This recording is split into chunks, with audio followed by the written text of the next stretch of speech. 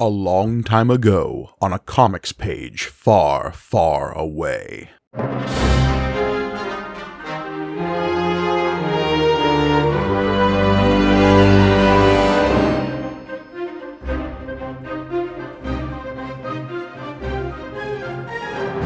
Welcome to Panel Up, your monthly pop culture panel. I'm John Campbell. And I am Mike Gergoni. Oh, Gergoni, we're in the dog days of summer, as I like to say on this show, because I like to be folksy. Ow! Oh, dog days of summer. Now I have to pay the Warren Zevon estate, though. Well, look, I was doing that on a monthly basis because of my love of Werewolves of London, but... It's true. It's a great song. Well, we got one more big movie before summer concludes here that we're going to talk about. But as I think we kind of or just did last month, something I want to do regularly now is because we only really get to talk about like one big thing a month, is talk about a couple other things. Things. An amuse-bouche, if you will. Yeah, well, I mean, I just want to check in, and we used to do this back in the day, and by that I mean like a couple years ago, or 20 years ago. I don't know. Time is in weird the before now. times. Yes. Yeah.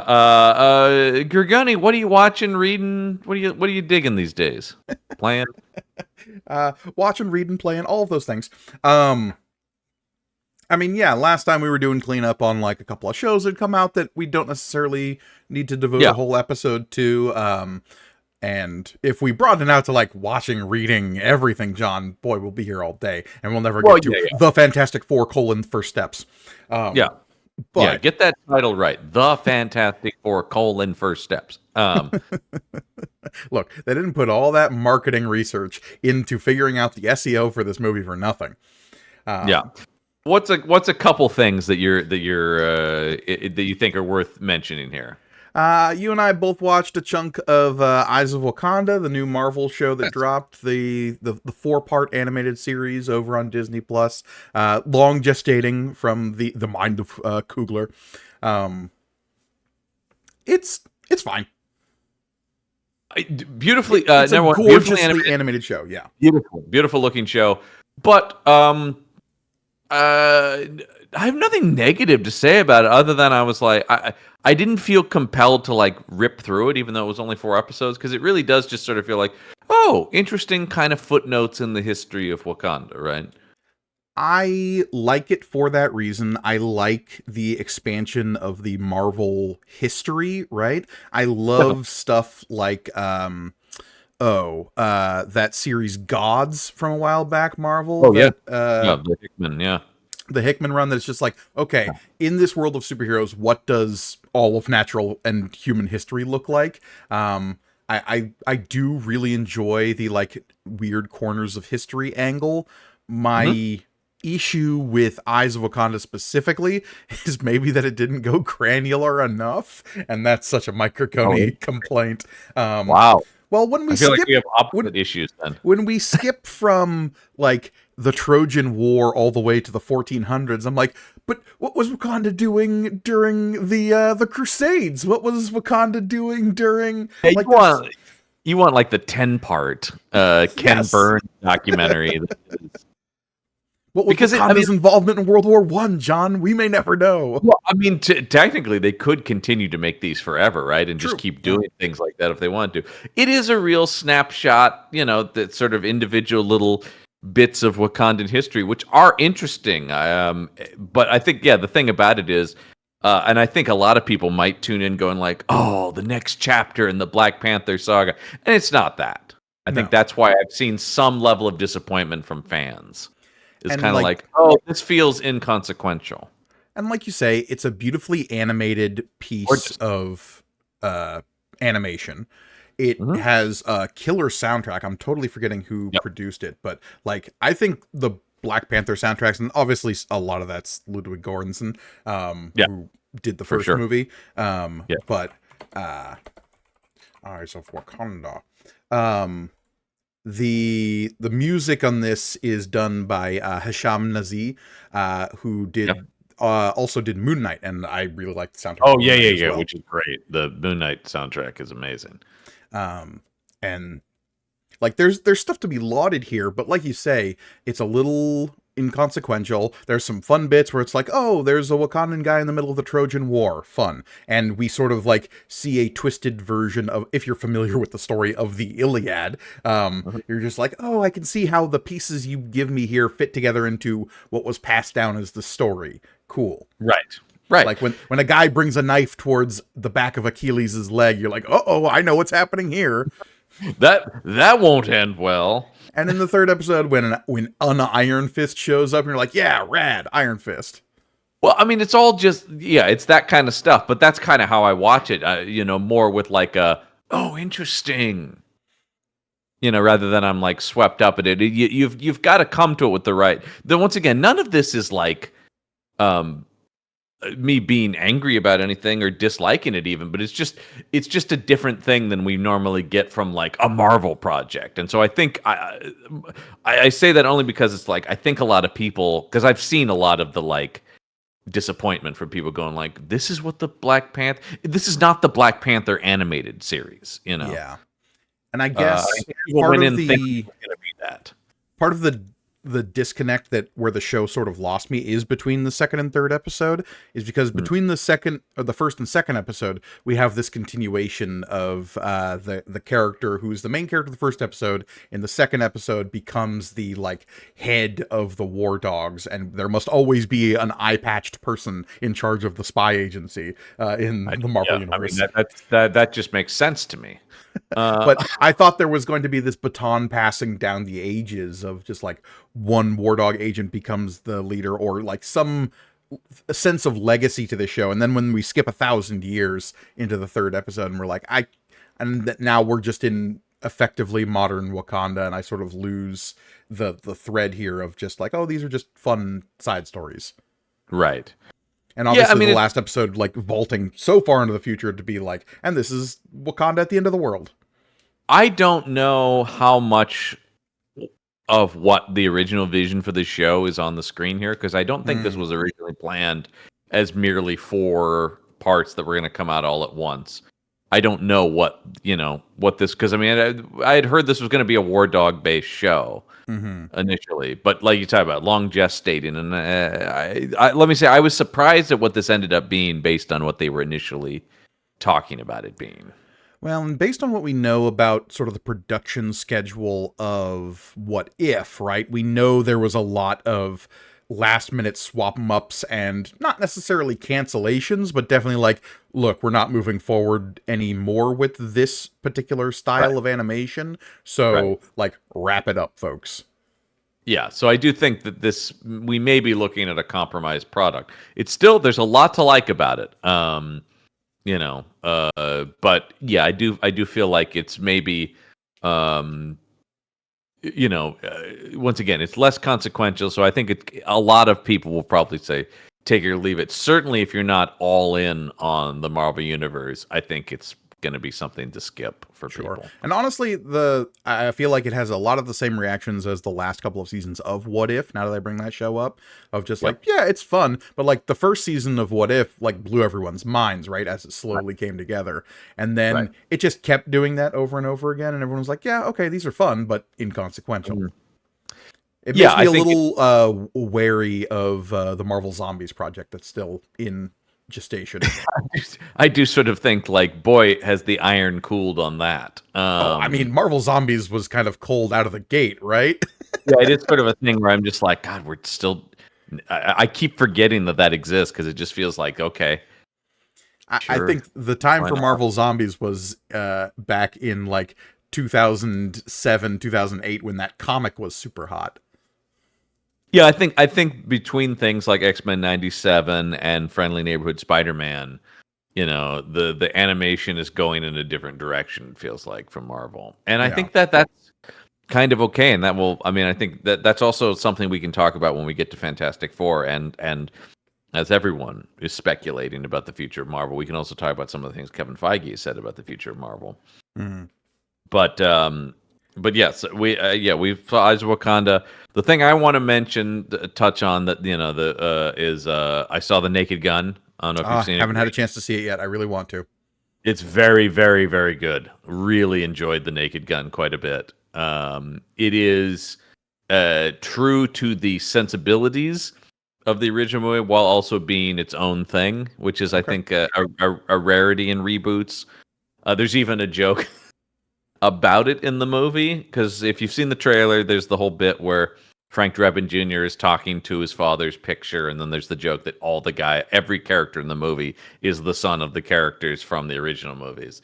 Right. But there's the thing he says to his father in the movies. He goes, "Dad, I want to be just like you, but at the same time, completely different in my own thing that feels fresh." They literally call it out in the movie. But it does feel like this is the 2025 version of what The Naked Gun was doing. It is parodying today's movies, today's vibes. It's shot like Liam Neeson thrillers, which is one of the great things about having Liam Neeson in it, is, that they looked at things like Taken for visual reference. He is the Ouroboros of the old man action film at this point. He begat it, and now he is the parody of it. Yeah, and he's great. I mean, he completely commits to this in much the same way Leslie Nielsen did, in that he is playing it just as seriously as any of his vengeance-seeking movies. He is dead serious, and it's great. Akiva Schaffer, who directed it, I'm a massive fan of course, from The Lonely Island. Sure. And produced by Seth MacFarlane as well. And there's definitely some MacFarlane influence in some places. One scene in particular that I'll let people discover that I was like, oh my God, that's the most Seth MacFarlane thing. It's great, though. The whole cast is just, everyone is so game. Everyone is on the wavelength of what that is, because it's a very specific kind of and I feel like you and I are definitely people who grew up loving the Zaz movies, the Zucker Abrams Zucker movies of Airplane, Naked Gun, the criminally underrated Top Secret that people need to watch. I love Top Secret. More of a spy hard man myself. Well, there's Wrongfully Accused. I mean, all the Leslie Nielsen, all that stuff. But I feel like the movies that we grew up with were pale. Not even just shockingly bad imitations of that kind of thing. I will say, I will sort of go to the mat for Scary Movie 3 and 4, which are the ones where the Zuckers are sort of reclaiming it. Yeah, yeah. But your date movies, your epic movies. Sure. Oh, it felt like by the time we get to epic movie, we have descended into a steep trench of schlock. It's nice to be reminded what a spoof can be, I think, was the thing I was going to say about that, right? It's sort of like a thing where it was like, did people like? I keep talking. It's a kind of smart dumb comedy. For a while, it was dumb comedy, and now I feel like this is an example of these are extremely smart people really honing and crafting very silly bits in this movie. Also, 85 minutes. Ooh. That's how you do it. That's how you do it. Okay. These movies, they can't be longer than that because, and look, I know it broke all the records on viewership. That's great. I guess I contributed to that. Happy Gilmore 2, I watched.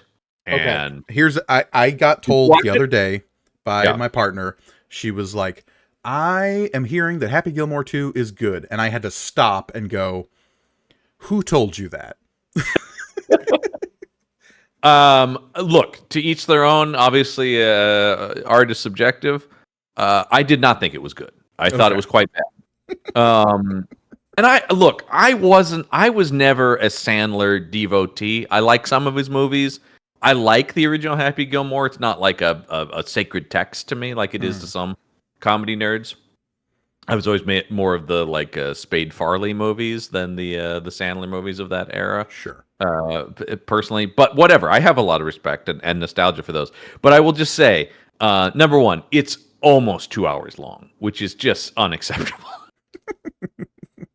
There's a lot of good ideas in it, but it is overstuffed, and also, it is incredibly self-indulgent. An Adam Sandler movie from the late 2020s is self-indulgent, John? I will say it did remind. I don't watch any of the stuff he makes on Netflix, really, right? Because of that. But I watched this because, like a lot of people, I'm like, well, he's doing Happy Gilmore 2. I should check that out, right? Because that is a thing I know. But I am going like, oh, right, this is why I don't watch these. I will say it's got some good stuff in it. I like a lot of the side parts of it, like the Ben Stiller stuff, I think is very funny. I think Chris McDonald is the MVP of the movie, returning as Shooter McGavin. I think he's amazing in it. Sure. Yeah, but it just feels like every single idea they had ended up on screen, whether they were thought out or not. But they were thought out because we had to find a set and we had to hire extras. And amazing. It's clearly very expensive, and also the cameos, the non-stop cameos. Every single scene has at least one. Hey, it's this person, whether they be a comedian or not. If you think there's not a Guy Fieri cameo in there, what movie do you think you're watching? Does he take us to Flavortown, though, John? That's the question. Do we go to Flavortown? Yeah, well, I mean, Guy Fieri brings Flavortown with him. That's true. That's true. Yeah. Wherever he is, Flavortown is also. He's pulling Flavortown in a trailer behind him. But no, it's just look. If you enjoyed it, great. But I will say, a lot of people. I think what your partner's reacting to is a lot of people watched it. Yes. Okay. A lot. It was, because the answer to that question when I asked her that was her coworkers. Oh, sure. And I think I'm sure. And once again, I'm sure a lot of people can watch and go like, oh yeah. It's whatever. I just found it very long. Let me just say this. I guess mild spoilers, although not really. He wins the big golf tournament, and there was still 20 minutes left in the movie, and I was like, What? Like, the runtime was a big thing. It's just so overstuffed, and also stop putting your family in the movies, Sandler. No, that's how they get their vacations in. I know, it is just kind of like, there's his wife and his daughters, and there you go. And of course, then you got Schneider, which is a whole problem unto itself these days. Schneider is, in fact, a problem. Always has been. Oh, God. Always has been, but now is a real problem. I sort of will never forgive him because of Judge Dredd. Well, yeah, he really did a number on Judge Dredd. I think this guy's pretty funny. He should be in the movie more. Mm-hmm. That's what happened. Yeah. Perfect amount of Schneider in Demolition Man. Too much Schneider in Judge Dredd. Correct. Well, there you go. You could have lost him from Demolition Man and the movie wouldn't have suffered. No, but he's harmless in Demolition Man. Sure. He's actively damaging to what? I love Judge Dredd. No surprise to anyone who knows anything about the things I like. I always did think though, why doesn't he have like a wisecracking sidekick in a story? That's been the big thing. Anyway, a lot of discussion though about like, is movie comedy coming back? My answer, I don't know. Naked Gun was good. Yeah, I've seen a lot of people being like, hey, comedy is back because A, Naked Gun is good, and B, South Park is kind of having a renaissance right now. Well, South Park has really lucked into some good stuff to mine, right? And they seem raring for a fight, which I appreciate. There's a fire to the show now. Have you watched the first 2 episodes that are out as of this recording? I mean, it almost feels like you have to, right? Like it's like required viewing at the moment, which I haven't watched it in a long time. Same. When I started it up and the intro was different, I felt like, whoa, okay, when did this happen? Yeah. No, I mean, and another thing similar to Sandler, I like some of the stuff they did. I was never like a devotee of South Park. Whereas, like, I had the first 10 seasons on DVD. Like, there was a time in my life where it's like, okay, it's Aqua Teen Hunger Force and South Park, and never shall the two become separated. Right, and then they've made like 15 more seasons since then. Oh yeah, 100%. It's on season 26 or 27 now. It's something crazy like that, which is nuts. But yes, it does feel like they are.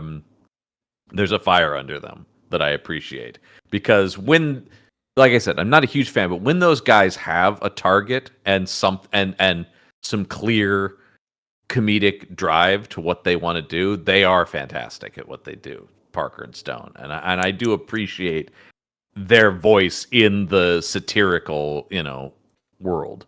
And especially now, God knows we need people to just keep poking. Just keep Right. poking, man. Yeah. So that's some other stuff that's going on right now. But we should. I don't want to spend too long because I do want to make sure we have enough time to talk about the Fantastic Four: First Steps. How are we supposed to talk about the movie for its exact runtime of 1 hour and 54 minutes if we don't leave enough time to talk about it for 1 hour and 54 minutes? Right off the bat, love an hour 54-minute runtime. That's nice. I sometimes wear a hat on here that says "Make movies shorter." But I gotta say, both Superman and Fantastic, and I think them coming out 2 weeks apart, but also having now seen both of them, and I've seen Fantastic Four twice now. Interesting how similar they are, at least in approach. They're similar in approach. They're definitely... They're not carbon. I'm not saying like, oh my god, no. But there is a similar like back to basics, embracing of comic book vibes that feel refreshing in today's world of superhero movies. Yeah, and they're both movies that benefit from disconnecting themselves from what's come before. Whereas Superman is this like absolutely whole cloth, we're restarting the whole DC project as a concept. And yes, I know there is other stuff that is technically also in canon that's come out. Yeah. But it's the first major, foothold of the DCU. Whereas this is the first Marvel movie in I don't know how long that requires no previous viewing whatsoever. Yeah, I'm trying to think of what that would have been last. I mean, people have talked about it. It feels like a Phase 1 movie. Like Iron Fist, maybe? Or, like, not even... Eternals, you kind of need the... just the backbone of the Marvel Universe for that. Yeah, but I think that's been the closest in recent memory to just a whole cloth new thing, in that it's not directly like, hey, it's this guy and that guy and this thing, Yeah. Because this movie, like... I guess we're going to start talking spoilers for The Fantastic Four: First Steps. Yeah. First spoiler, there's no cameos to spoil. Not from like other Marvel projects. No. At least not in the main text of the movie. Wildly refreshing. Yes, it is. And it's an interesting thing because both of these movies have made me sort of reflect on the genre as a whole, and I'm starting to be like, hey, is this a better way to make these? They're interesting examples, right? Because even though they're similar, Superman does a thing where it is set in a universe, right? Where it's not all the stuff, because Superman exists in a world where there are a bunch of cameos of other superheroes, but it doesn't feel like those are setting anything up, or like it just feels like, oh yeah, this is a world where Guy Gardner lives here, and maybe he'll show up in something else, but it doesn't feel like, hey everybody, here's a little preview for the Guy Gardner movie, or here's a little Mr. Terrific preview. I guess here's what I'll say though, because by the starkest of contrasts, the previous Marvel film to this was Thunderbolts, which is nothing but taking the loose ends from other projects and stitching them together into something that feels incredibly like well conceived and cohesive. And honestly, I just rewatched Thunderbolts again the other night. I not waiting for it to show up on Disney Plus. I picked up the Blu-ray of it. It's a great movie. It's a great movie. That movie rules. I came away like just as affected watching that film at home than I did in the theater. I think that movie does something in yet another direction, right? Where it refocuses, even though they are continuing threads, it really is a character drama. Yeah. So when you say, is this the better way to do these films? I think that sort of belies the underlying fact that no, the best way to do these films is just to tell a good character story and don't become bogged down in, oh, this guy, oh, that guy, oh, this other guy. That's what I'm saying. Is it's not about a lack of connection, but it's about a world where you don't need. Because I think the other thing that really works about Thunderbolts is even though those are stitched together things, and you do benefit from having seen those things, you don't have to though. I think they do a good job of introducing each of those characters that you get at least the core of what their deal is, even if you haven't seen, Winter Soldier or Falcon and Winter Soldier, or that is Black the Widow. thing I was gonna say is like John Walker in Thunderbolts, I think, is the best example of that, because to the vast majority of people who probably saw that movie in theaters, I would say he is a fresh character, essentially. Yeah. I mean, it's certainly less people watch the shows than see the movies. Right. And so you get enough about him that you totally grasp what his character is, how damaged he is, and just how messed up he's become without having to see the descent that happens in Falcon and Winter Soldier. Absolutely. And I think that I was talking about Kevin Feige did this big long form interview with, I can't remember if it was Hollywood Reporter or Variety, one of the trade, industry papers. And he was talking about the future of Marvel and stuff like that. And it did seem like the idea of one of the big things they've been promoting in the Fantastic Four, they keep using this term, no homework. It's a no homework movie. You can just go in fresh. And that seems to be a big appeal. I think Feige's talked about that we have realized that the movies and the timeline and stuff has gotten too complicated. And that even whether it's felt or not, whether it's accurate or not, it is felt that people go like, I haven't seen a bunch of this stuff. I don't think I should go to that movie. The Marvel movies are now getting to a point that you and I have been talking about for decades when it comes to consuming comic books. When someone comes up to us and goes, I want to start reading Spider-Man, and you have to just go, fuck. I don't know. How much time you got on your hands? You gotta talk. You gotta look for like, okay, what's a clean entry point? Like, and that gets really hard. And I think the Marvel movies have sort of become that a little bit, especially post Endgame. Like, there isn't really a clean entry point. No, there are ones that work better than other ones, but yeah, if you just want to jump on, they are tough. I do think, I really liked Captain America: Brave New World, but that one definitely is a lot of homework movie. Oh, yeah, for sure. It's the most homework movie because you got to go back to the Incredible Hulk. Right, yeah. And you need to have a pretty good understanding of the Captain America movies, and especially Falcon and the Winter Soldier. It's interesting, though, that I think is going to maybe end up being the most successful of the movies that came out this year, though, which is for Marvel, which is going to be weird.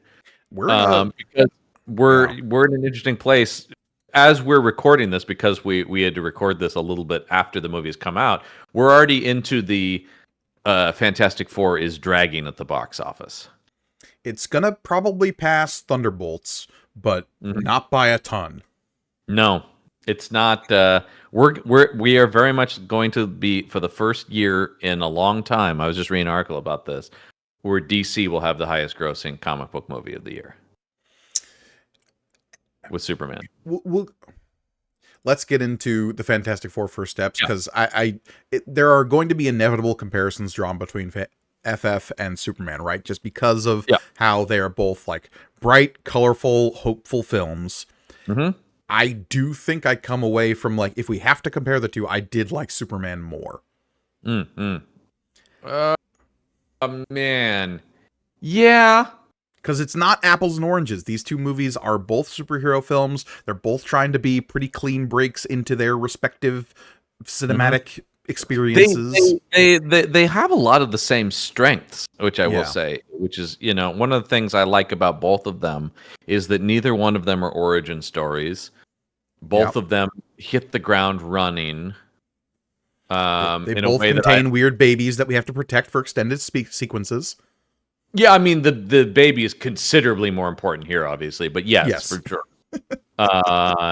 They both have sequences in which their characters are getting dragged into a black hole. Which I do go point Fantastic Four on that one, though. Yeah, that whole sequence where Sue is like in labor, and they're getting dragged into a black hole, and the Silver Surfer is chasing them.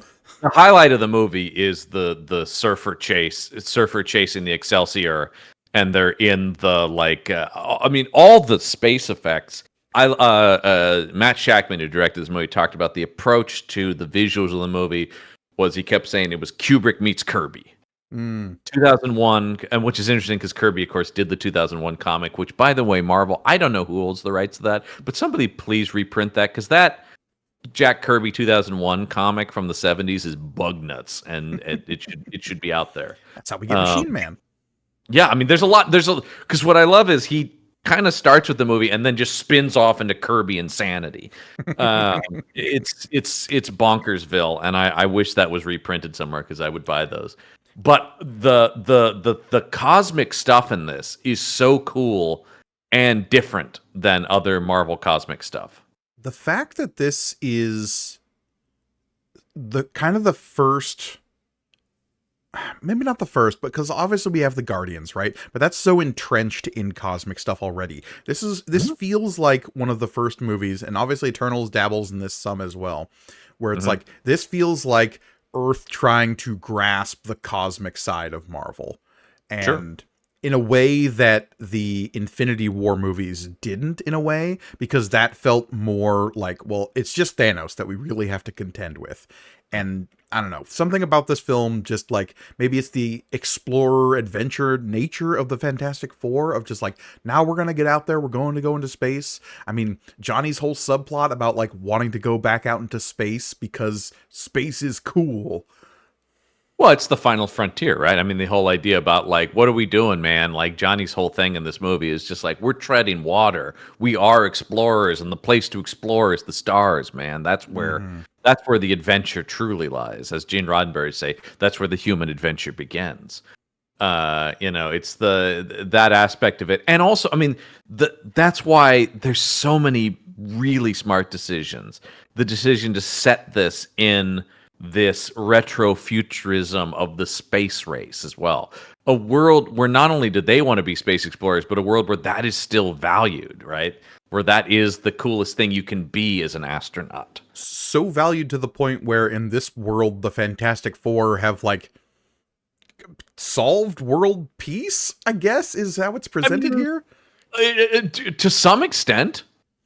Obviously, there's a big looming empty chair that says Latveria in front of it, but which was great. And of course, I saw this at an advanced screening a couple days before it came out, and people went nuts, of course, when they cut to the Latveria and the empty chair of Latveria. Sure. And they're also, because I did see it in a theater where a guy was dressed in full Doom armor. So, I mean, like, but yeah, there's definitely, they live in a real, I don't know if it's a total utopia, but it's certainly a world I'd like to live in. Can I get to Earth 828 by any chance? Because I really like.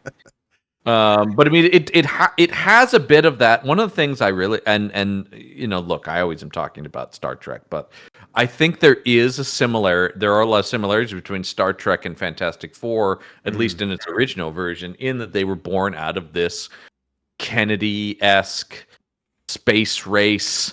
The future's in the stars sort of, vibe. And so one of the things I like about this is it does sort of have that Star Trek thing of, if Earth is not necessarily a complete utopia, it's pretty close, but there are threats that lie out there.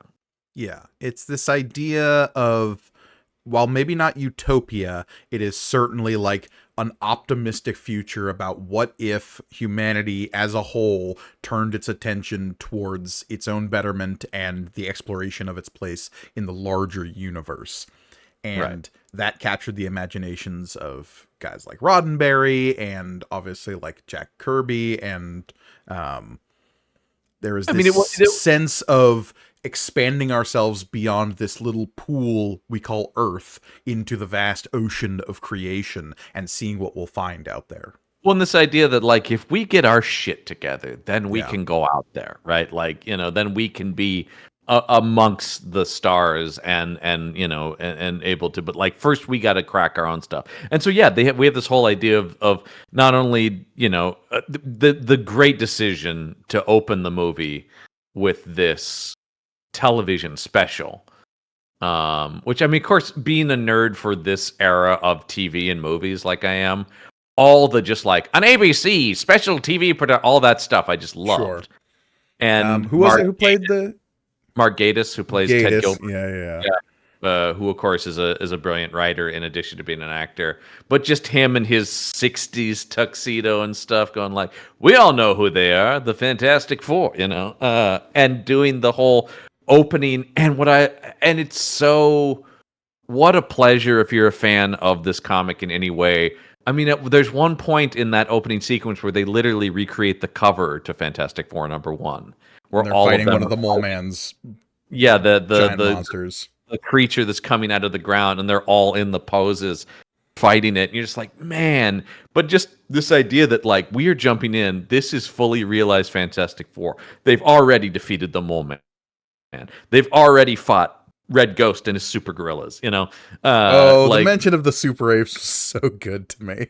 And then we just get, I mean, poor John Malkovich unfortunately got cut out of the movie as Red Ghost, which would have been cool. But just seeing Reed Richards kick a super ape into like a river, just like rad. You're just like, they've already done all the things that we know them to do for the most part, right? Like that's such a cool idea about like they and leaning into one of the things I love about the Fantastic Four in the comics as well, which is they are celebrity superheroes. Yeah. I like the ads with Johnny on it. I like Mr. Fantastic having like a science program for kids. That he's kind of bad at hosting because he's, you know, very dry. But then I like that he's just like, we want to see a big explosion. I love Sue being like the head of the United Nations or the Future Foundation as it's called here. Yeah, that's sort of the thing is like they've cracked, when you talk about them cracking world peace, it's like, yeah, Sue is the diplomat of the Fantastic Four, which she absolutely is in the comics.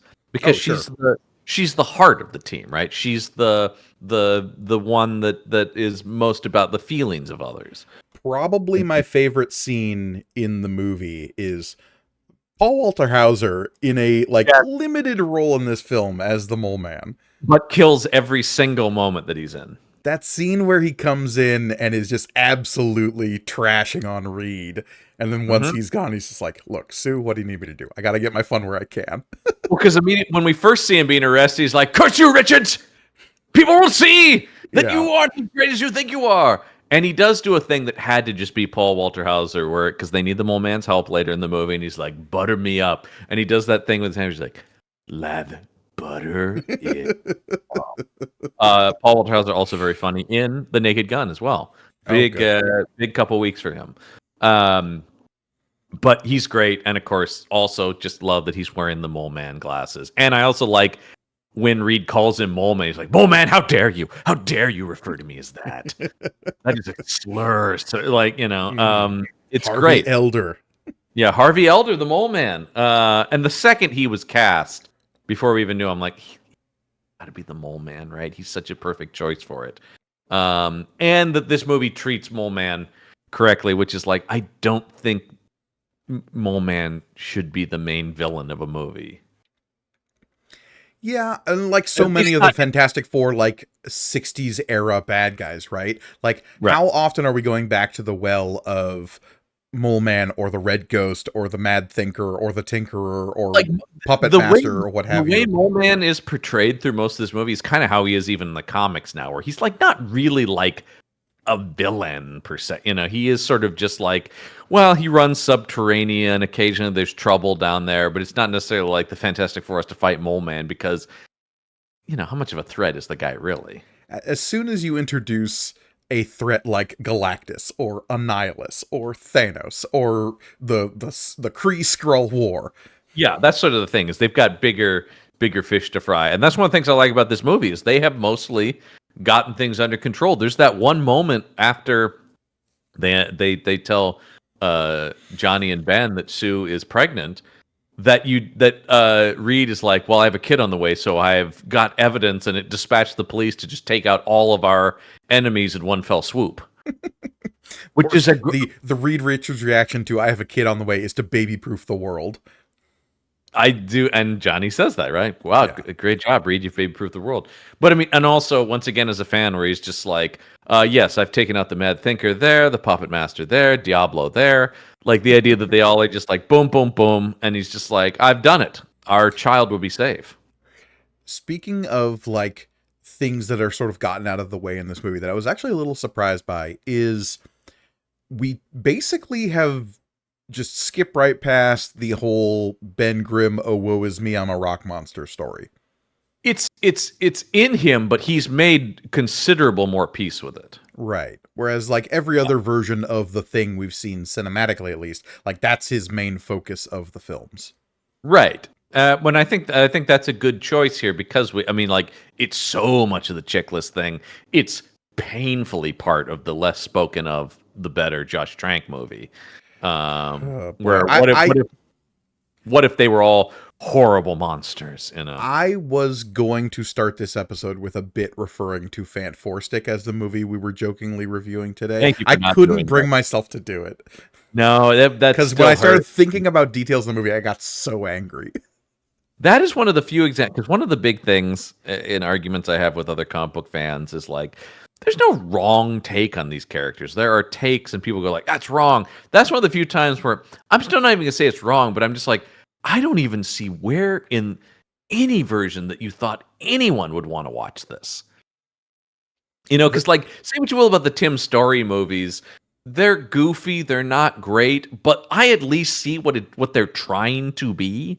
Sure. Like, I understand that take on the Fantastic Four. Even the Corman movie, which we've talked about, is actually more comics accurate than probably anything prior to this, weirdly. But the Josh still Trank the best movie, cinematic Doctor Doom, just saying. That guy goes all in, and I appreciate it. But the Trank movie really was just like, in what world did anyone want to watch this? And the answer was nobody. Nobody wanted to watch it. The moment Sue wasn't like with them on the space exploration, the movie was just like, oh, we failed. Well, the internet being what it is, there were so many people being shitty about this movie before it even came out. They're like, oh, it's going to be Sue's movie. And it's going to be about... It is kind of Sue's movie. But it's the Fantastic Four's movie. Everyone gets their moments. Yeah. They do. I mean, I do think Sue is the heart of the movie. Sure. But as she should because as soon as the plot becomes Galactus wants to steal your kid, of course the mom's going to be involved heavily. Yeah, I mean, this is and that's another thing. I read a great comment. Somebody, some piece of shit that I won't give name to, that I hate, on YouTube, posted a thing about like, okay, it wasn't that bad, but I still think Silver Surfer being a girl was a stupid decision. And I just saw somebody respond going, if you've seen this movie and you don't know why they chose Shala Ball, you're an idiot. Like, right? I mean, the whole idea about that it is a story about motherhood, right? Or at least that's a major theme in it. And this idea that Shala Ball made a sacrifice for her child. Yeah. And, and yes, I can already hear the thing. You could have done that with Norrin Radd on some level, but I don't know that it would have had the same impact. And also, god damn, I loved every moment with the Silver Surfer in this movie. Yeah, she ruled. I think she has like less to do in this movie because obviously Julia Garner, good actress, great in what did I just see her in? Well, I mean, I know her from Ozark. Yeah, Ozark is the big thing. But I had just watched... I mean, she's also, as of this recording, she's in the most talked about movie of the summer, probably, which is Weapons. I was just watching The Americans. She's amazing, and she's also amazing in The Americans. Yeah. That was, I saw her on there before Ozark. I loved her on there. She's also in a movie called Martha, Marcy, May, Marlene with Elizabeth Olsen. She's been she was in the Wolfman movie that was out earlier this year too. She's an amazing actress. And it's a tough part because you're a silver person on a surfboard, but she brings a lot to it. The role, it's so easy for this role to basically be nothing and just be the blank silver face, right? And the whole thing with the Silver Surfer is this alien mind and thought process that like bits of humanity start creeping in. So being able to play that is tough.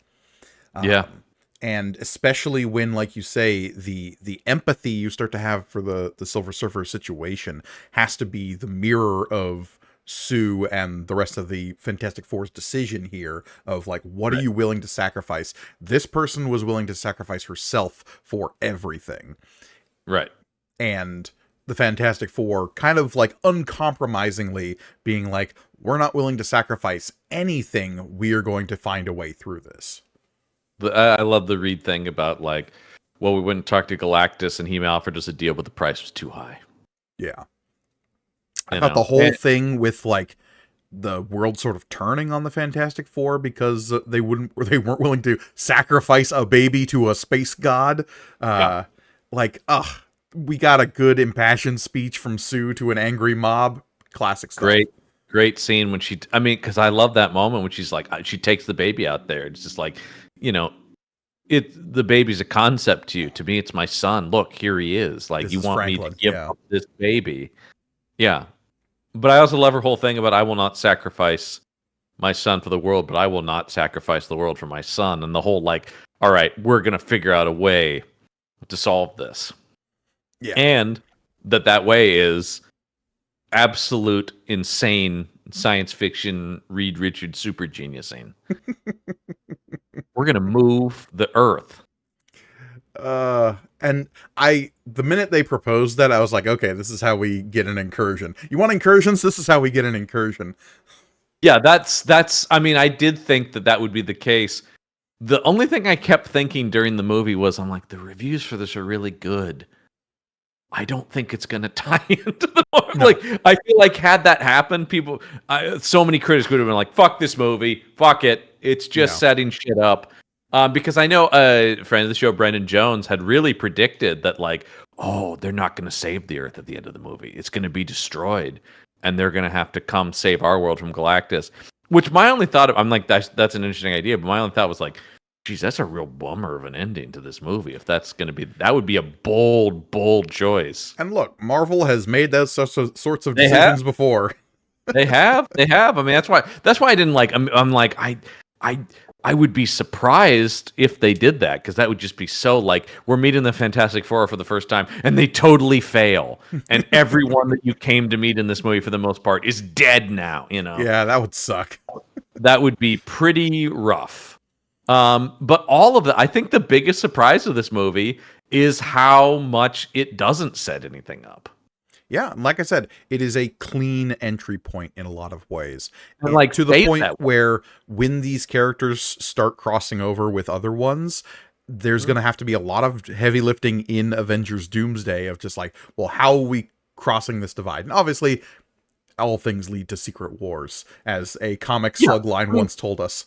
Yeah, I think, well, we already have, I mean, you talk about rewatching Thunderbolts. Of course, the post-credit scene from that is the Excelsior in Earth 616. So, it'll be interesting to see how that happens. Feige also said, Avengers are coming to Earth 828, though. We will see Avengers characters in that Baxter building. So there's going to be, portals both ways there.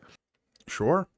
That'll be interesting to see what that looks like. I will say, I have truly gotten to a place where, I mean, I have some ideas, but I have almost no real predictions anymore. I have no idea where they're going with this.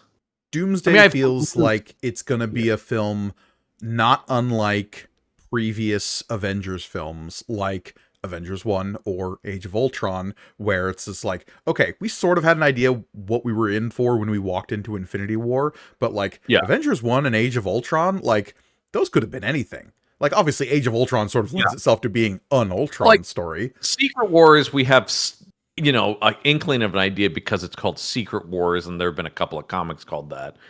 And, it's a restaging. I want to get back to Fantastic Four. It's hard, we're such fans of this stuff. Yeah. It's hard not to go like, but I mean, one of the things about this movie is that, like, most people going will just have a good time at this storyline. Because I want to talk about Galactus, which, here's the thing I think about. I think I've said this before about Rise of the Silver Surfer, the 2007 movie. Mm-hmm.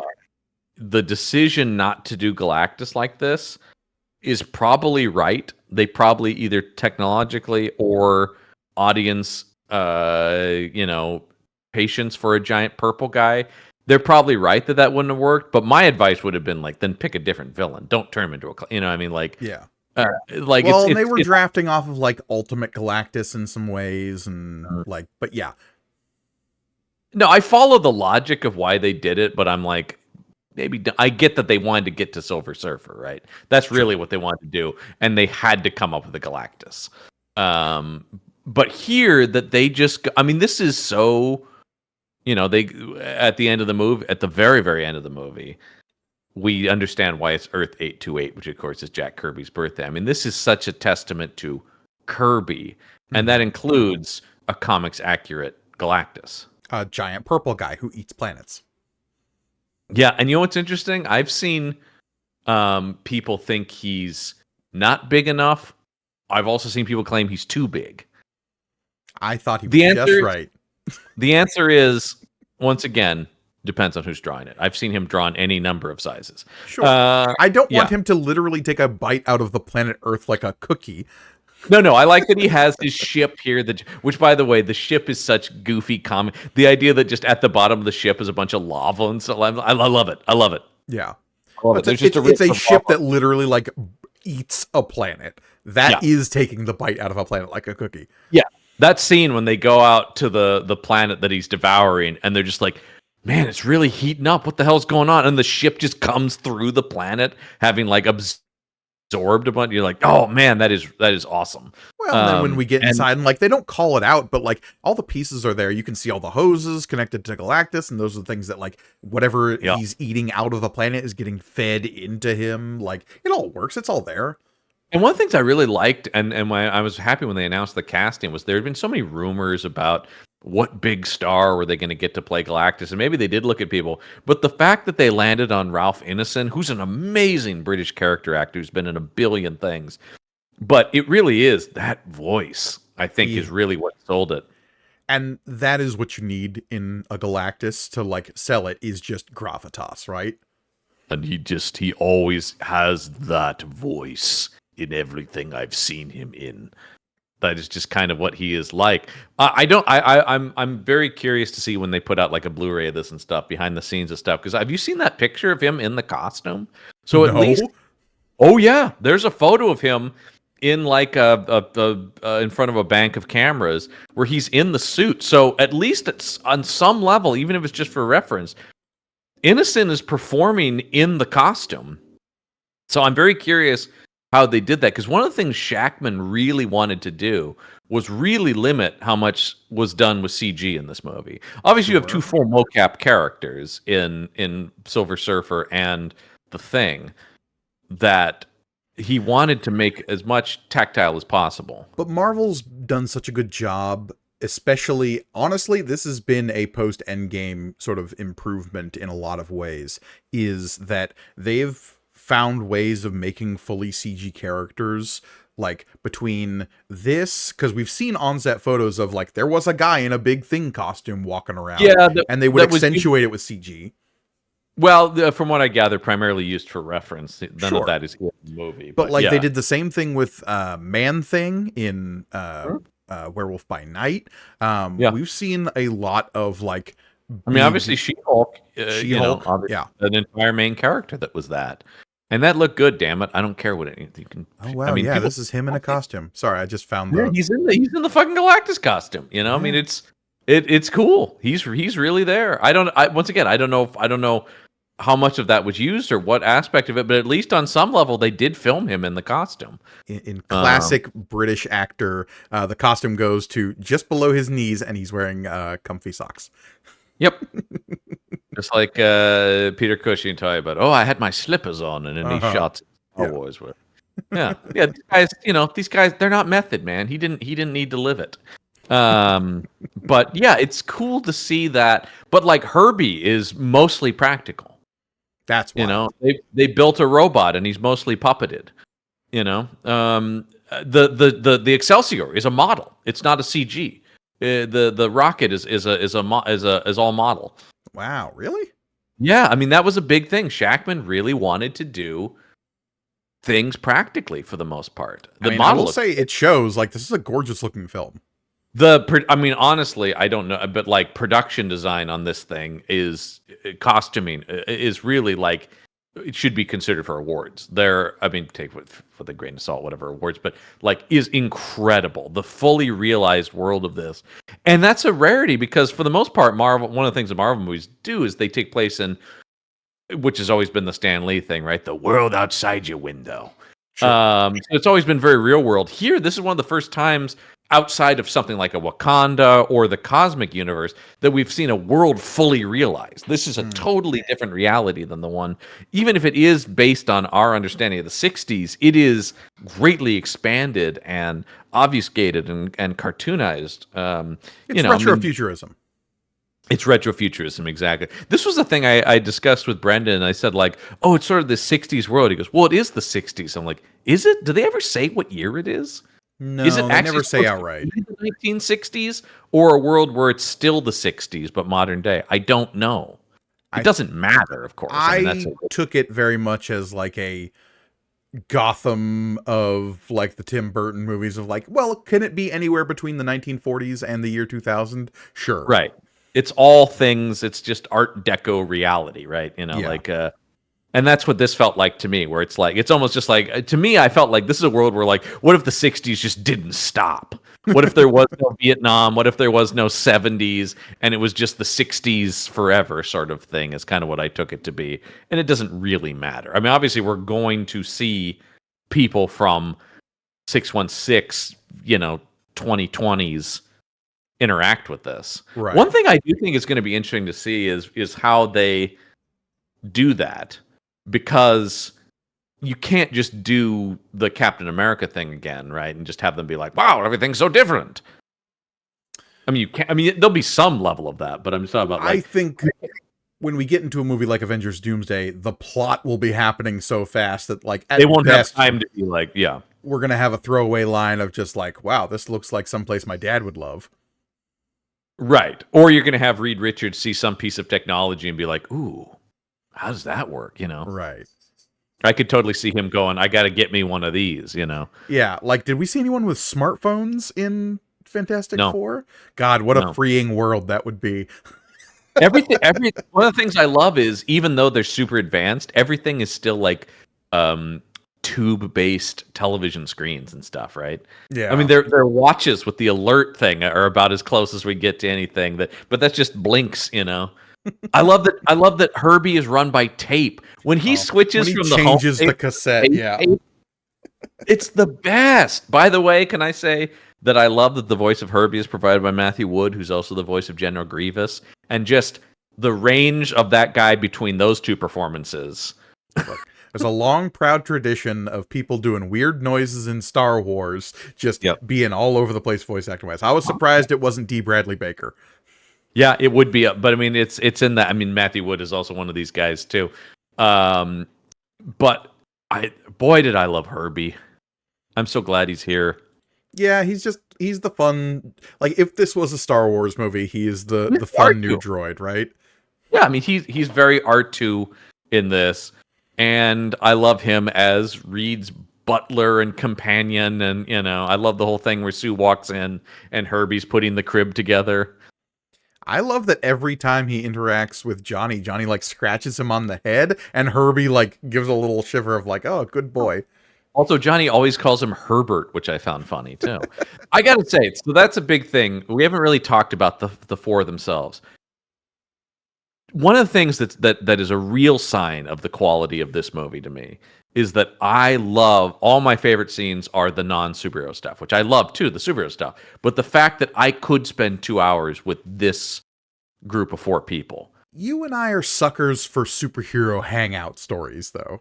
Absolutely. Absolutely. I love them being people. Yeah. And I just think, for you, it's kind of a magic thing that you don't realize how good something is until you see it done poorly. And I think maybe the other Fantastic Four movies might be an example of this. When you see this, they're just, not only are these people so well cast in each of their individual parts, but they feel like a family, even though they're just four actors who were assembled for this. But Shackman did an amazing job of, number one, getting them together. They did a lot of rehearsal for this thing, which is not the norm for a movie like this.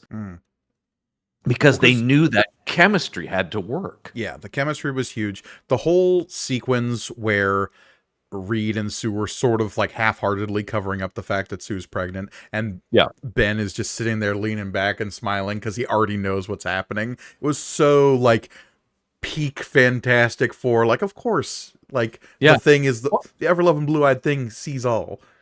I love that when she asks, how did you know it? And he goes, "Have you seen your husband's face?"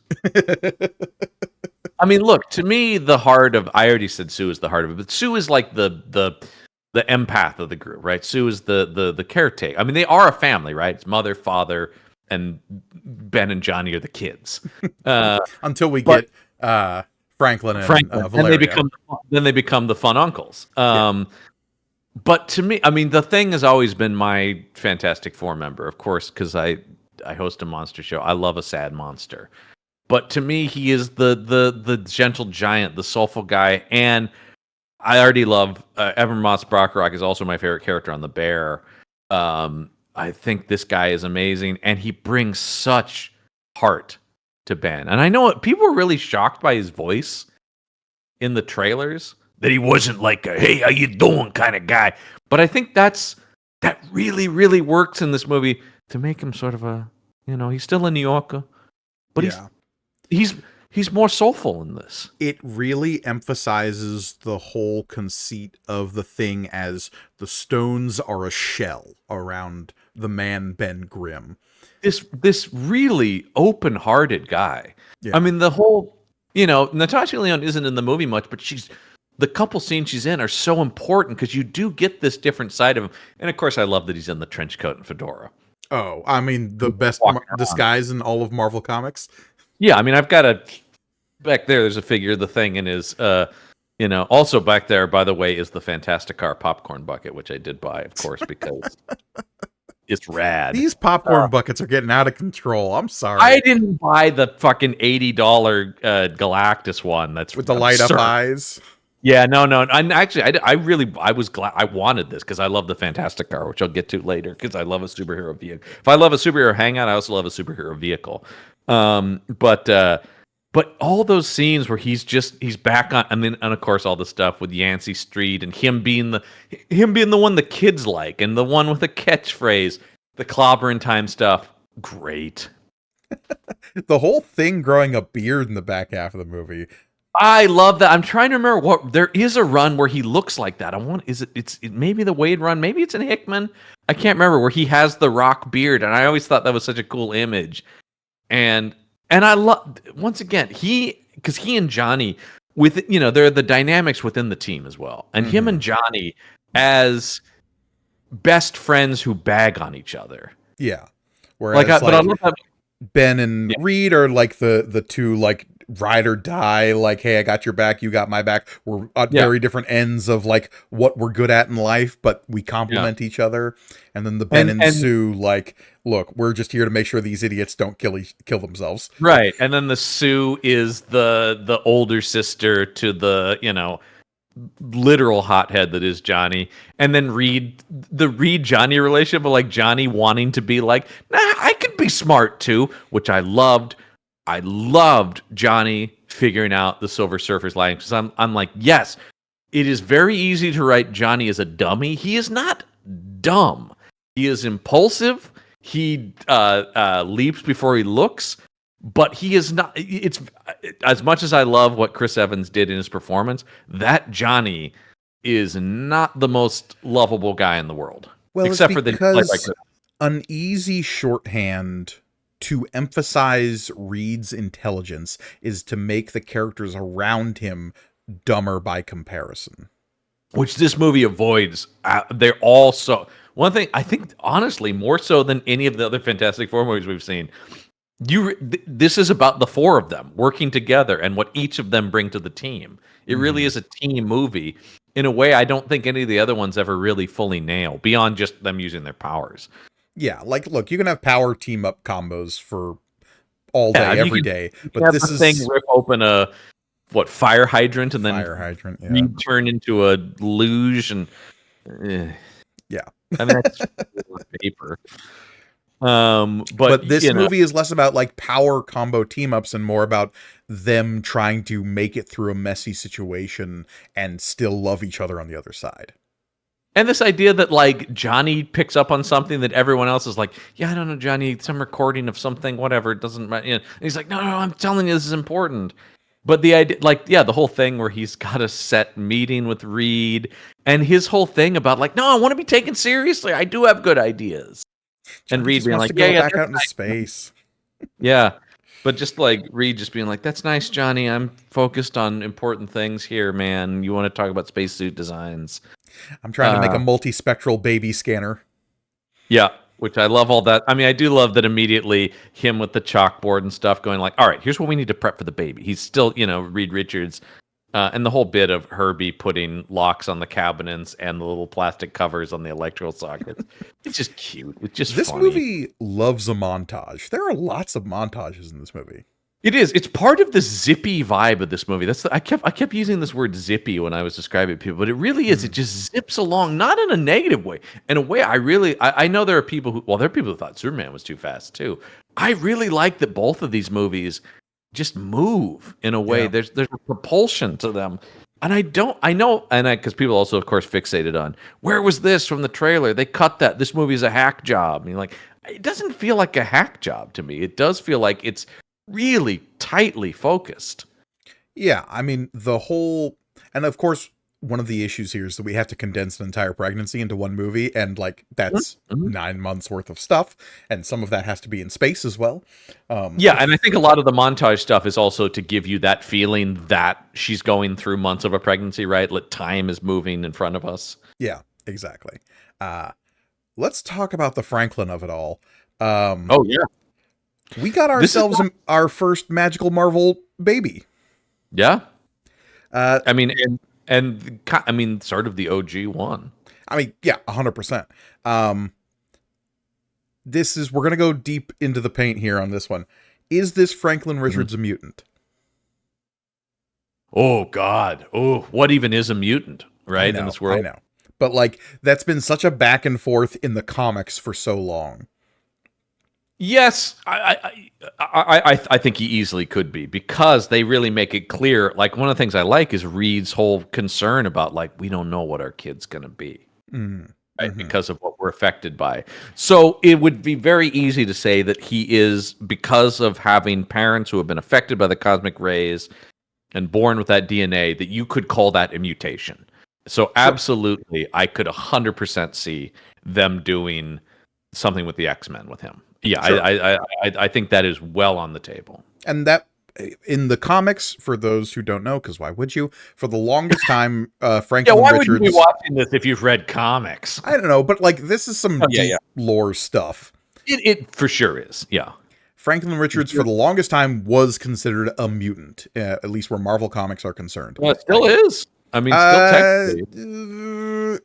Well, you talk because he lost his powers during the. No. There was a whole thing during the Krakoan era when, like, Professor X was just like, well, actually, Franklin was just using his reality warping powers to make everyone like believe he was a mutant.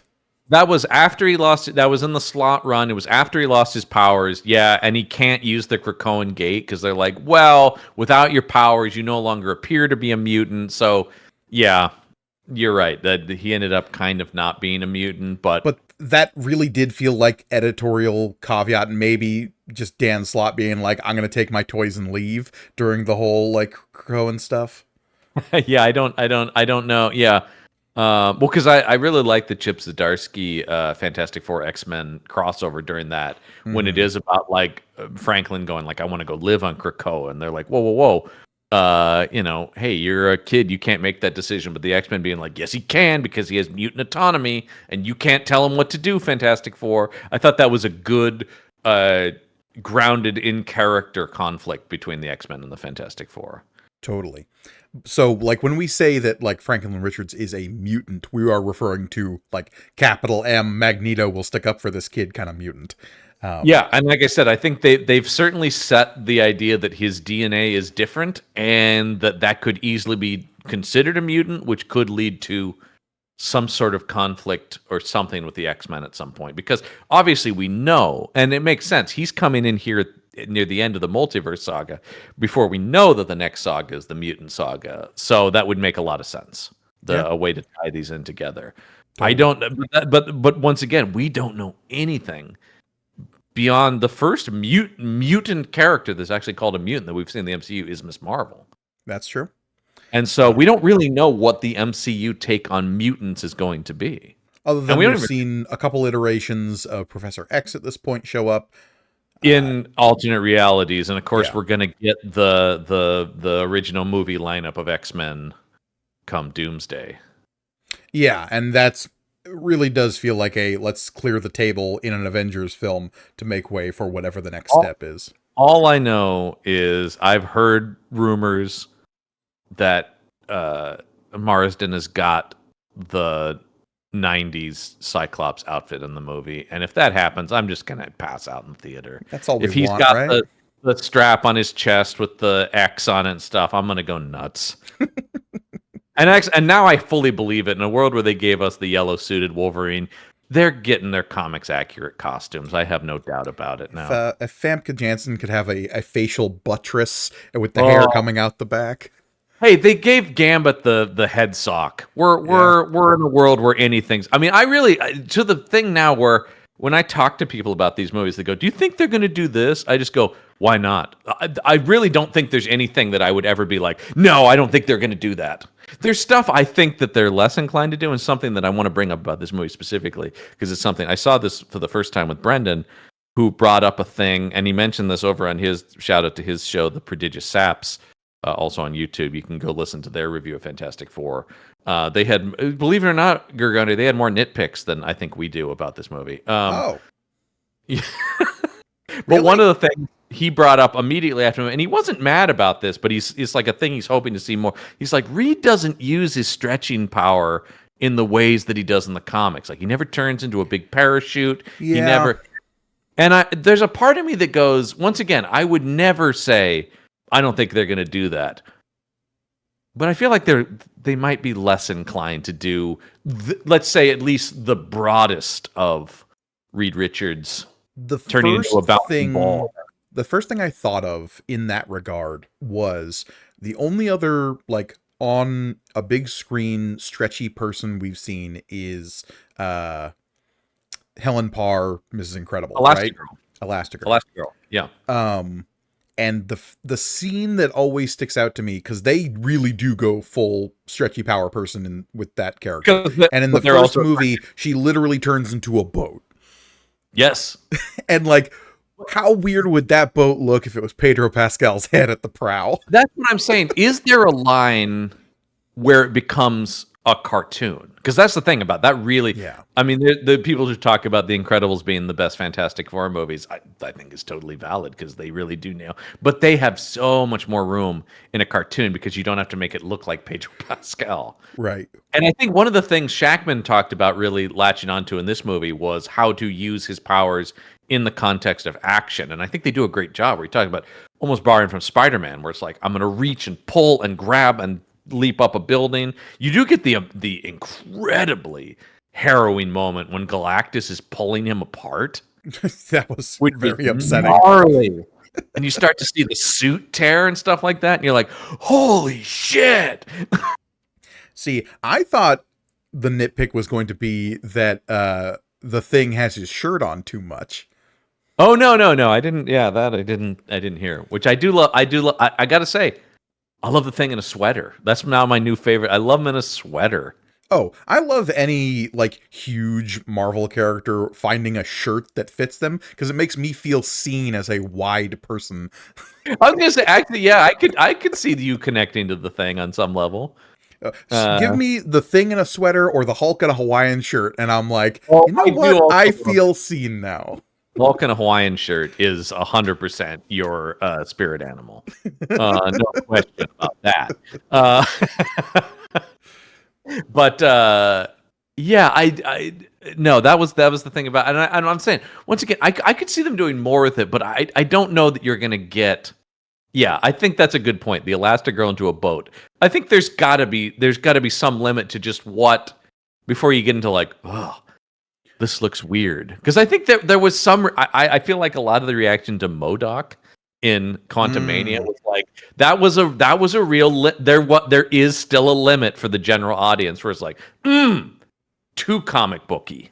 Like, well, it's not even comic booky, right? It's this uncanny valley of the Cartoon, human form can be distended only so much, because even as far as like Galactus is big, the proportions are still right. It's when the proportions get skewed where your head gets really big or your body turns into a boat in which it looks really bizarre. Yeah, when you start getting into photorealism of that, and you're just like, I feel like I might be terrified of Pedro Pascal becoming a parachute. We get into some Zemeckis territory of just like, I don't think people look like that, and it upsets me that I'm looking at it that way. Right, you're trying to tell me this is still a real guy, and I'm like, I don't like this.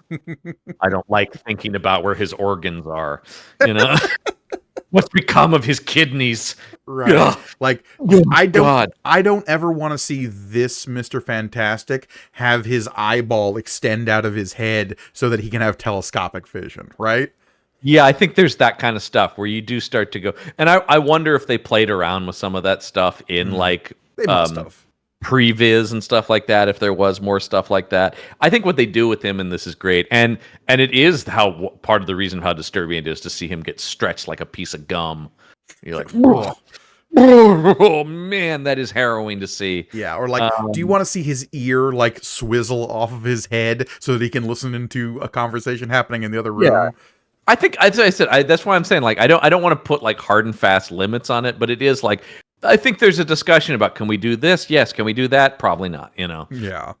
Can he turn into a giant fist and hit somebody? I could totally see that happening in a Doomsday movie or something like that. But like, can he turn into a big ball and bounce on somebody? I don't know. It might look weird. You know, I don't know. You know, it's I don't even know if we can go as far as like see all of his fingers extending in different directions so he can type on multiple computers at once. Like that might be too freaky.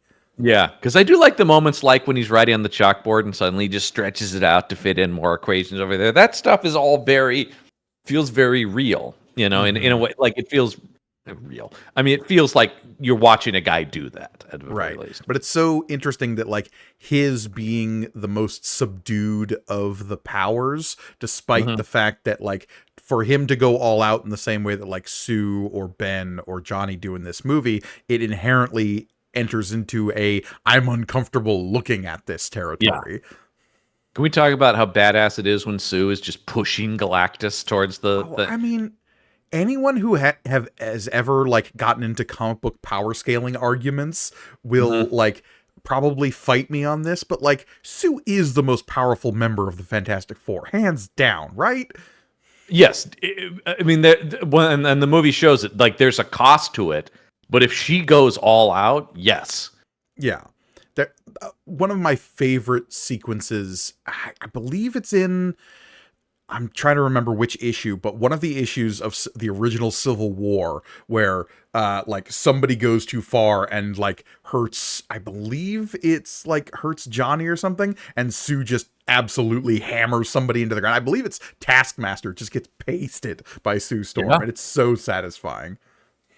No, I mean it's an extrapolation, right? You start going like, if you can create a force field that isn't there, right? If you can create matter that isn't initially there, you know, what you could do to somebody with that. Right. Or there's the whole thing in like, there's an Agents of S.H.I.E.L.D. book where Coulson tracks down the Invisible Woman so that she can like perform microsurgery on somebody's heart with like her invisible force fields. Well, there's the moment here where it's just like, why did you build this, you know, what is essentially an ultrasound machine? And she just makes her stomach translucent so they can see the baby, right? Like, yeah. But yeah, the whole sequence with her shoving Galactus rules. Yeah, and where it is just like, because you just see her be like, enough with this asshole, like, you know. Yeah. He's going down, even if it kills me, which it does.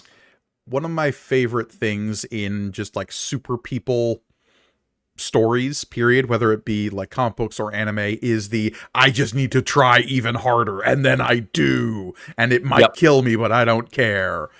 I mean, it's the Superman image, right? Of always being like, if I just, it's Spider-Man lifting the building. It's Superman.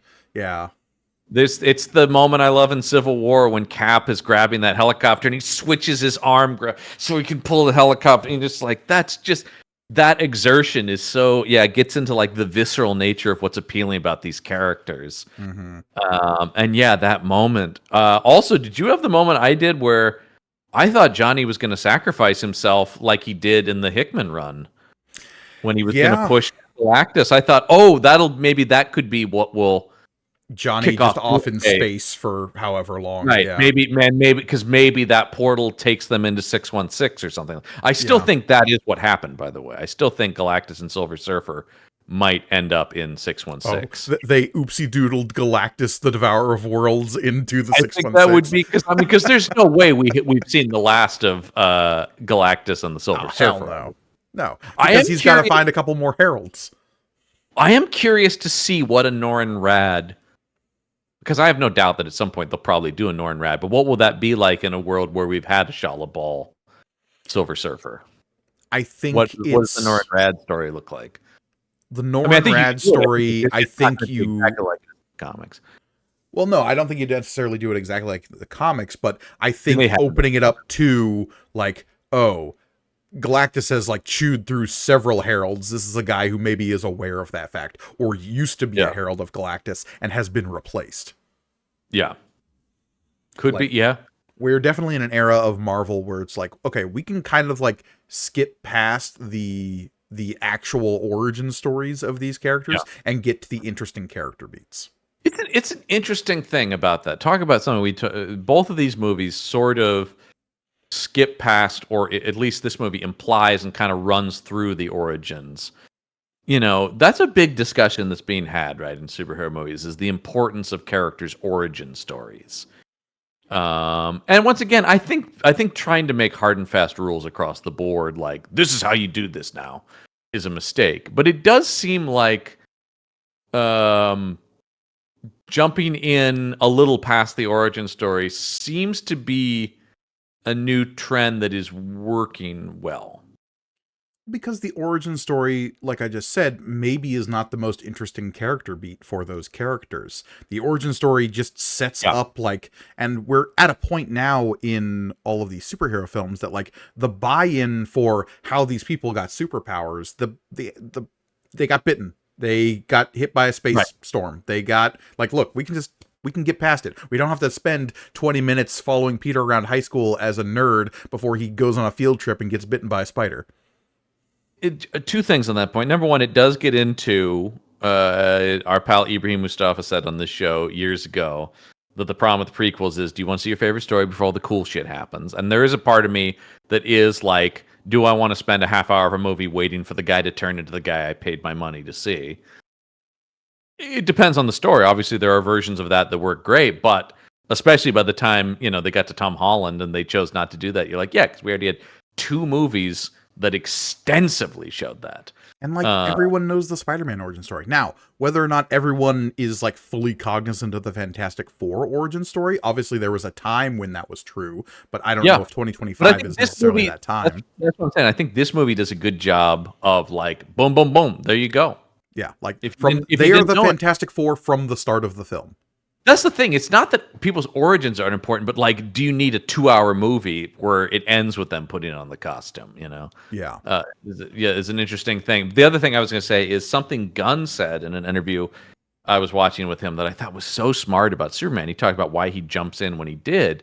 Is he goes, the first time I read Superman, I picked up like Action Comics number 250. He goes, hardly any kid who picks up a comic for the first time picks up issue 1 in the origin. You do jump in and kind of learn how to swim. And so he said the idea of taking that approach to movies was kind of appealing to him, where it's just like, boom, he's Superman. You'll figure it out, man. Here's what you need to know. We're gonna discover who he is through the actions he's taking. And I mean, say what you will about Marvel's absolutely chronic need to restart series and have a new number 1 every 2 years. But you still are just thrown in the deep end, even if you are starting at Fantastic Four #1 that came out. The newest Fantastic Four run started last year. Yeah, because I was gonna say, like, I hate that about the way they do things.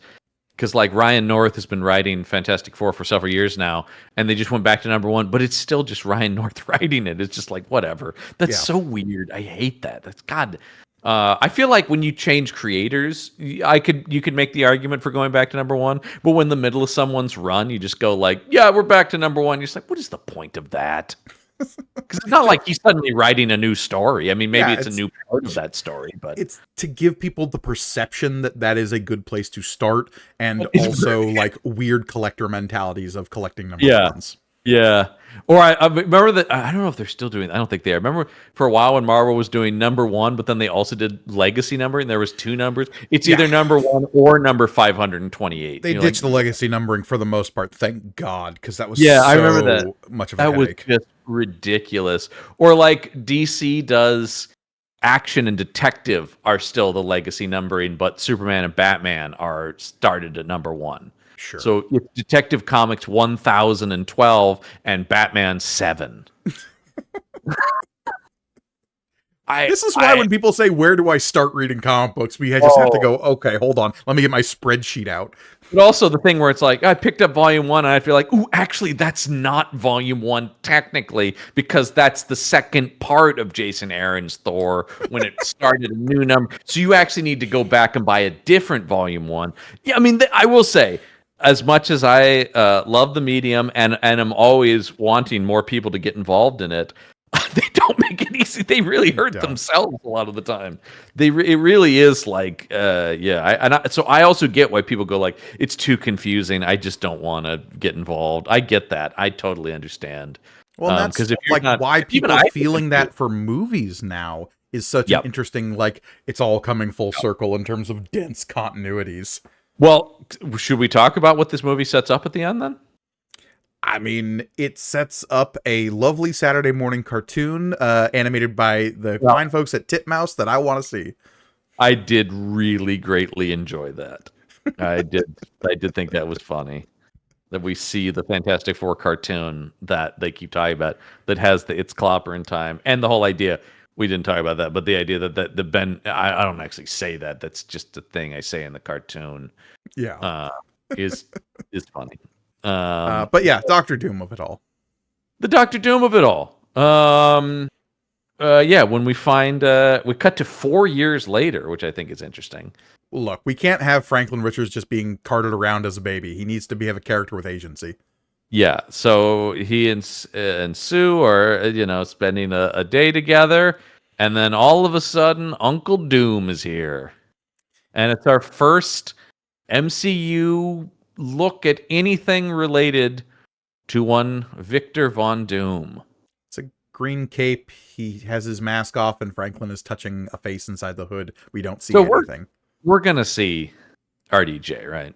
Yeah, of course. You don't pay for RDJ and not have him have his face.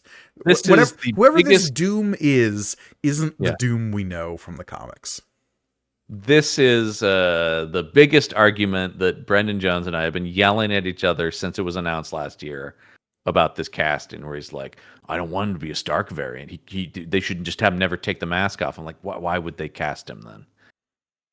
Yeah, I don't know. Like, this is... Whatever this Doom ends up being, I think it's going to be a step up from Melted Plastic Soldier Man from Fant Four Stick. I think he'll be like the comic book Doom. He'll be some kind of megalomaniac. Yeah. I mean, I think the best fan theory I saw is, what if Doom is not a Tony Stark variant, but Tony Stark is a Doom variant?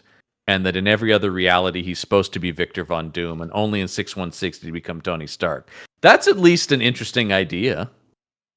Yeah, I suppose. Like, that in the world we are given, the, like, technologist megalomaniac actually was, like, bent towards the purpose of good. Yeah, that's the one reality where he was a good guy, and in every other one, he becomes Doctor Doom, or some variation of a Doctor Doom. Yeah, I mean, that could be interesting. That's the most interesting pitch I've heard that isn't just evil Tony Stark, Or, yeah. not to put my nerd glasses on too high up the bridge of my nose.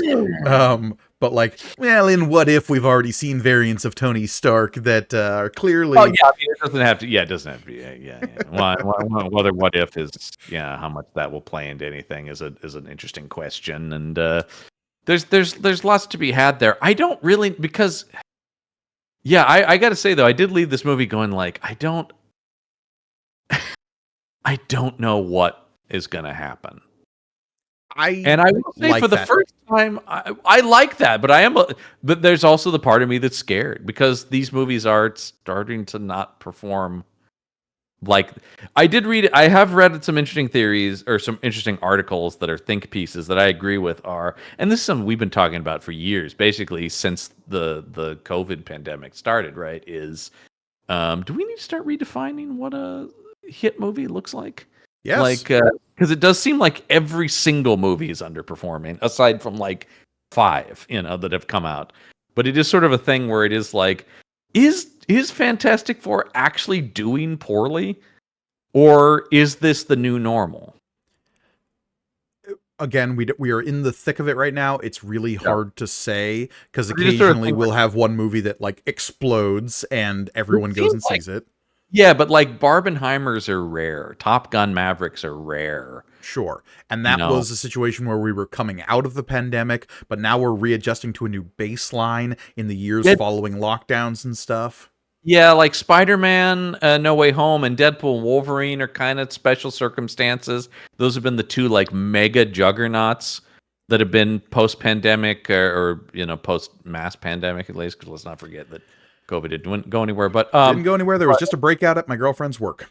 Yeah, but the thing about that is those are kind of extenuating circumstances because they're both sort of nostalgia plays and made a point for getting people back in the theater in a way. So, one of the things I'm really glad is that Warner Brothers is really just like, Superman is a success and we're thrilled. And that movie didn't make $1 billion and isn't going to. Yeah. But it's done pretty well, and that they're just like, we are happy with that. We are readjusting and adjusting. We're readjusting to a world in which like movies don't make $1 billion. Yeah. And we are adjusting to a world that in 6 months I can watch this movie at home, and the world is a messed up place right now, and I feel safer in my safe places. And there is part of me that is just like, if I don't have to go out and deal with some shitty teenager 2 rows behind me yelling at the screen, I'm fine with waiting a few months to see this movie in my own home and have a like controlled, good experience with it. I mean, I will say the last several summers, the times when I go to movies like on the reg, and I have grown so disillusioned with the theatrical experience for a number of reasons. Sure. Whether that be the business of the theaters themselves, or the people that go there and just, I mean, when I saw this movie, there were people behind me the first time I saw it who just kept. So at the end of the movie, when Sue is dead. Sure. She gets brought back by a magic space baby. We got there. Yeah, but the whole time she's dead and they're crying, there's a person behind me who goes, put the baby on it. Have the baby bring it. I'm like, we all know that's going to fucking happen. Like, but it's just like, hey, you know what they should do? It's like, shut up. They're not asking for your advice. John, there was a literal baby in my screening of this movie. Yeah. Oh, yeah. Well, that's always great. I will say, this baby, incredibly well behaved, but it did make sounds that made me go, wait, hold on. Was that the theater baby or the theater baby? Yeah. There's also just things like people brought, at Superman, people brought like 4-year-olds, which, I mean, whatever. But like, then they're running up and down the aisles. And it is just a little bit thing like, maybe I would rather just watch a movie at home, or the other thing is I can pause it and go to the bathroom. I can, I mean, there's any number of things. I will say I have grown, as much as I love cinema. It is sort of a thing where I'm like, what I'm not getting is what people talk about in the romanticism of cinema. I also am romantic for the, idea of the cinema as this amazing communal place, but it's not like that, really. It can be. There are moments like when you went to the test when you went to the advanced screening of this, I'm sure that theater was like incredibly hyped. There was a guy in full Doctor Doom armor seeing this movie. Yeah. Yes. And those are a community of people all like coming there to watch this movie and celebrate it, right? Those are very rare. Or going to every once in a while when I go to like a revival screening of something, and like everybody is there to see this. But when you just have sort of Jaws is getting a re-release at the end of this month, and I went to the last but like yeah. When you're going out to see a 50-year-old movie like Jaws, the people who are in that theater are there to see Jaws, not there because it's a Saturday and we need to go do something.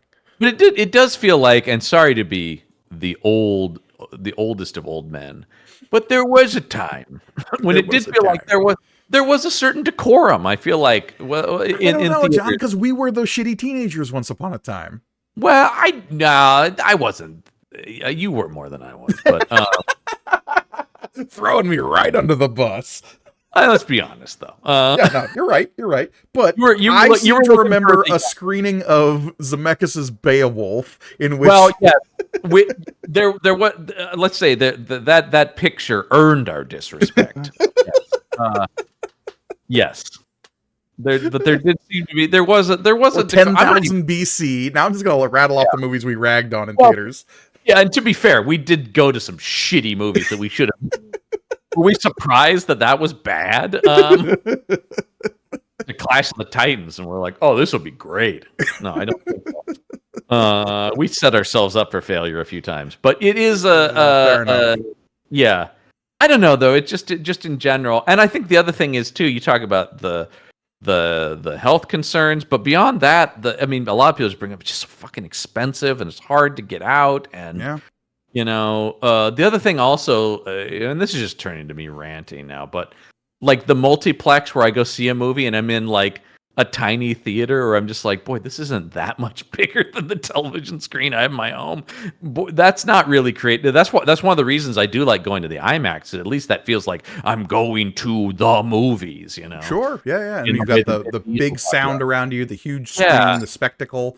But a lot of the time I'm going to stuff where like, oh, I think this projector is like on its last legs and the sound is too low and I'm packed in a theater with, 10 seats. One of the speakers back and to the left is fizzling out, so the surround sound doesn't quite work as well as you want it to. I'm getting nosebleed from the movie next door. That's a big problem these days. Yeah. Come on, guys. Get those theaters soundproof. And God forbid you're in the theater next to an IMAX theater. Yeah, that's sort of the thing, right? And it's just like, that's the thing where it's like, I know you have 18 screens, but like 10 of those are not worth the money, man. When I went and saw an animated feature just the couple of weeks after the second Dune movie came out, and I saw a movie next to the IMAX screening of Dune Part 2, forget about it. Yeah, that's so. I mean, there is some of that I got I got a Hans Zimmer score over on the Wild Robot. I really enjoyed the Wild Robot. Wild Robot's fantastic. You know I'm a sucker for robots trying to be people movies. No, that movie rules. We didn't do a review of it, but that movie rules. Yes. 100%. Anyway, Fantastic Four: First Steps, very good. Very good. Yeah. Obviously, the comparisons are inevitable between this and Superman, just because of the tone, and they're both coming out within weeks of each other. But I mean, it was inevitable, and it's really interesting. I don't think either one borrowed anything from each other because they were made roughly at the same time. But it's very interesting to see what was in the air of this genre, right? That there are these similarities, and it sort of feels like Marvel and DC are both responding to sort of the way people have been reacting to the superhero movies, and it's very interesting to see. And it'll be very interesting to see where they both go forward. I am to the point. I mean, I'm of course. We're getting, I believe the next Marvel movie we're getting is Spider-Man next summer, the next movie. Is Spider-Man before Avengers? Yeah, it's because Avengers is Christmas, Spider-Man is summer. So we'll get Spider-Man and then Doomsday. And they're filming Spider-Man now. Some of those set photos from Spider-Man have just been like, oh, yeah, that's Spider-Man right there. The Spider-Man shaped hole in my heart is being filled right now. I mean, Spider-Man on top of a tank being driven through I'm like, fuck yeah, man. there is one photo from behind of him in full Spider-Man outfit with just his head down and his shoulders bare, and I'm just like, that is Peter Parker with the weight of the world on his shoulders, and I am here for it. And I'm like, oh, Frank Castle. Of course. Do you see the one where there's a wanted poster for the Hulk? I'm like, ooh, what does that mean? The Hulk be wanted? What did he do? He's There's just a just kid a with a thing- bad haircut. People were taking photos of just like what was on the set, and yeah, there's like a torn wanted poster with the Hulk's picture on it. You're like, ooh, what's gonna happen there? Anyway, Spider-Man though is the weird outlier, right? Because Spider-Man is always going to be Spider-Man, and Spider-Man always Yeah, does that's well. the thing. It's like he doesn't count almost. Because people go to Spider-Man movies. Even though he's in the MCU, there are people who are just like, oh, Spider-Man, I'm going Spider-Man. I don't care what universe it's set in. I'm going to see Spider-Man because we love that guy. Spider-Man and Superman, probably the most recognizable superhero like characters on the planet, right? Yeah, I'd say your big three are Superman, Batman, and Spider-Man. Yeah. You can show those anywhere in the world, and they'll be like Superman, Batman, Spider-Man. Mm-hmm. Those are the icons of it. Yeah, where it's just like, it doesn't matter. That can go anywhere. Everyone's like, okay, yeah. And so Spider-Man, I do sort of feel like, is almost out of the conversation when it comes to like, how's Marvel doing? You're like, well, Spider-Man, I make $1 billion because fucking Spider-Man's in it. Yeah, even the worst performing Spider-Man movie made buckets. I think that of second Andrew Garfield movie made like $700 million. And they're just like, I thought we're real worried about this. And you're like, you are? And that had a weird dubstep bad guy sequence. Oh, yeah. There's good stuff in that movie, but it's a mess as a film in its entirety. There's a couple really good... There's a good movie in there. It needs to cut out like 8 other things, though. Anyway, poor Garfield. He just... It was the wrong place, wrong time for a good Spider-Man. But yeah, so I think that'll be interesting to see, and then that'll carry us into Doomsday, which I think we're all curious about. Like I just don't know what it is. Yeah, and I think that's a similar vibe to what we got in the first Avengers and Age of Ultron, of just like it can kind of be anything. Yeah, and I hope it's something we haven't seen before. Like I really do hope it's that they totally take us in a new direction. I'm really because I keep seeing people go like, oh man, it's gonna be Doctor Doom wrecking shit. I'm like, I mean, I'm sure that will happen to some extent, but like, you're just describing Infinity War again, and they shouldn't just make Infinity War again. Yeah, one of the things I saw a discussion online of was just like, oh, Franklin Richards. Okay, this is a kid that is imbued with some kind of the power cosmic, right? And we already have another kid. We've got that little girl that was resurrected by the power of eternity in Thor: Love and Thunder. We've started our magical space baby, like collection. I'm just like, no, that's just Infinity Stones again. We can't do this. I don't think they'd make that mistake. I think that would be really really dumb to just be like, can we just recreate, Doomsday and Endgame, or Infinity War and Endgame, but with magical space children? Yeah, you can't just make the same movie but with Doom instead of Thanos, and and space children instead of I will say I was glad to see that Chris Hemsworth clarified that he has no intention of retiring from Thor. I won't be happy until we get him as Old Man King Thor. Like, that's... no. Here's the last thing I want to bring up then on this to wrap up this discussion about Marvel's future. Till he's 90. Well, that's okay. To my point, something Feige said in the interview that I am the most wary of is he goes like, well, eventually we'll recast all these parts. And I'm like, ooh. I mean, I don't know. How do you feel about the idea of like somebody else playing Tony Stark? I actually just gave this a lot of thought the other day because I was watching some YouTube essay about, as you and I both do. Oh, yeah. I mean, my algorithm is nothing but that. but the idea that we have become so locked in to the idea of this person has to play this role forever that it is actually detrimental on like a craft of filmmaking level, because it leads us down the path of digital actors and attempting to keep these like young versions of these characters in our heads forever, when it's not the characters, it's just the faces attached to the first iteration of those characters. I would actually much prefer a consistent recasting of these characters so that the characters stay kind of the platonic ideal of them in our heads. I don't think the actor is as important, personally. Okay. I think two things on that. I'm of two minds about that. I completely agree with you. If that is the alternative, I do not want CGI Robert Downey Jr. Like, I don't want that, right? But I do think one of the things that is so cool about what Marvel has been doing, and I've seen some other people voice this too, is that they haven't done that. And the idea that they've been doing Sam Wilson becomes Captain America and Steve Rogers retires. The idea that there is such continuity to the universe, it makes the world feel alive, that it does feel like maybe they'll pull it off. But the reason I'm wary of it, the reason it scares me a little bit, is it does sort of feel like that going back to issue 1 sort of thing. Is it going to feel like, we've been here, man, and now it's not Chris Evans, and this guy's not as good, which is unfair to that person. But, there is sort of a thing about, like, the idea that Marvel's doing, because the thing is, Marvel's doing something nobody's ever really done before, which is, this is a world that's alive in a way, right? And so I like the idea of keeping that, as opposed to just being like, meet young Tony Stark again, because the world reset. Sure. Whereas, once again, Brendan Jones is like, yeah, do it, man. Do it. I want these characters forever. The actors don't matter at all. It's all about the character. And look, I think you can have an actor devote a lot of their lives to these characters, like your Hemsworth and a Thor.